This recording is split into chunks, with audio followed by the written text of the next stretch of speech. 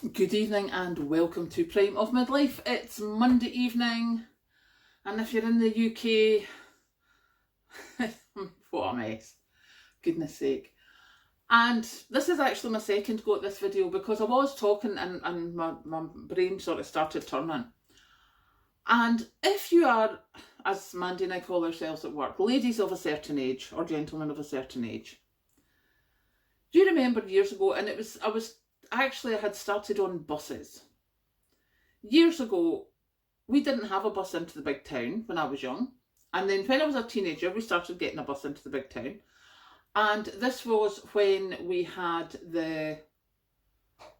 if you went to the cinema for like your 7 o'clock showing, we always had to leave half an hour early to get the last bus back home. Now, I remember running out with my friend who had a motorbike. He was a gentleman friend. And he had a motorbike, and we were like throwing on the leather jackets, throwing on the helmets as we were running out the cinema to get me to the bus station to get my bus home in time, because my parents wouldn't let him take me home on the bike. So we came running out. It was E.T. we were watching, and the time that we absolutely had to leave was when all these guys in the big masky costumes were stropping through the tunnels to go and get E.T. And this poor young usherette, I guess you know, she slammed herself against the wall like, because we were running down the stairs in white crash helmets and stuff. So yeah, that's how I know when we had to leave movies. Now, you don't have to leave the movies as early. There's later buses, they run on Sundays and everything like that. And I was like, but now they're stopping the buses because the government's not subsidising them enough to make the buses viable. And it struck me that from when I sort of left school and started working and things like that, you know, you were supposed to be looking forward to a better life. You know, one where by the time I had left school, Maggie Thatcher had done her thing, and, you know, you could buy stocks and shares, you could buy your own house, you could buy your council house at a discount. So, you know, people who thought they'd never be able to buy their own house did. And it was fabulous.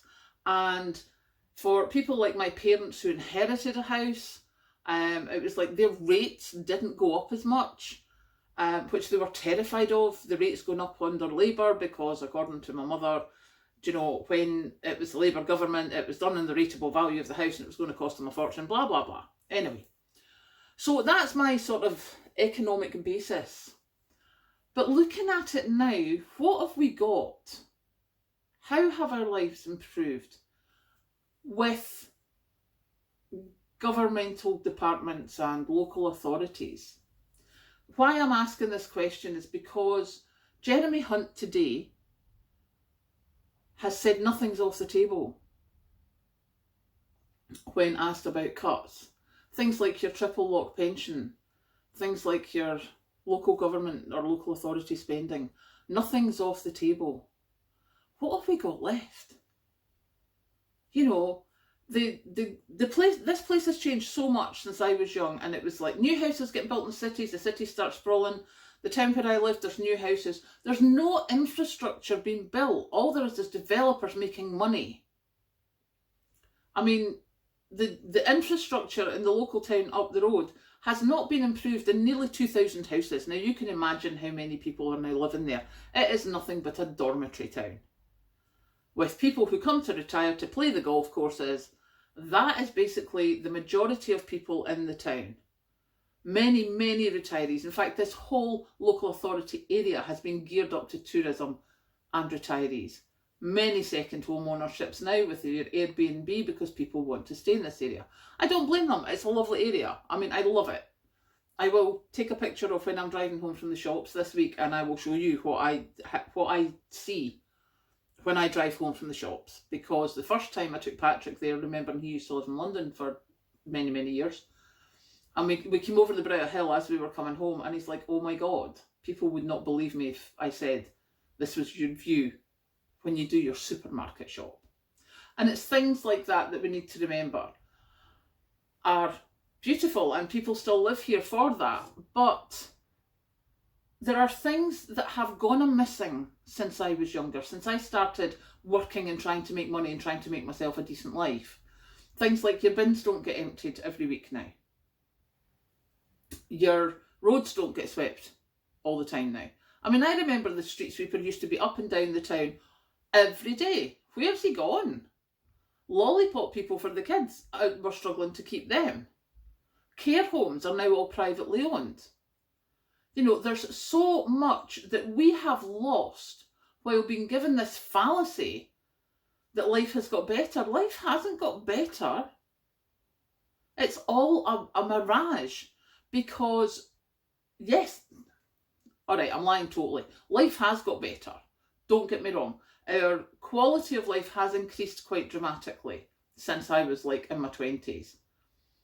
For things like you can buy more items, you know, you can get new clothes more than you used to. But our life has improved very much in a material way, in that we can get stuff, we can go on holidays, we can buy things. Do you know, I mean, look at the weddings we're having nowadays compared to the weddings we had 40 years ago. People could never have afforded that. You know, we go to the hairdresser every week or every month. You know, it used to be once every 6 months. There was never this many hairdressers. Beauty parlours, things like that. You know, we're able to look after ourselves better. However, our infrastructure is dying. As I say, we don't get our bins done, our public transport's gone. You know, all sorts of things like that. And where does it stop? Where does it stop? And this altar of economic growth is a complete fallacy. Because the only people that altar is serving is the congregation of the already moneyed. You know, you can't get up there unless you've got contacts, unless you're at the right school. So for us people who are, you know, doing a hard day's work for a hard day's pay, that no longer stands. Get paid what you're worth, behave yourself, don't be stupid. You'll be paid the least I can legally get away with paying you. And Jeremy Hunt has now said that the 2-year cap on energy prices is going to stop in April and they're going to review it. And you know what that means when they're going to review it? It means that the only people who get it are the actually on their knees most vulnerable, who absolutely deserve it. But see, for those just managing, I am fed up of being a just managing. I am fed up of working a 40-hour week and getting nowhere. In fact, getting worse. When is this going to stop?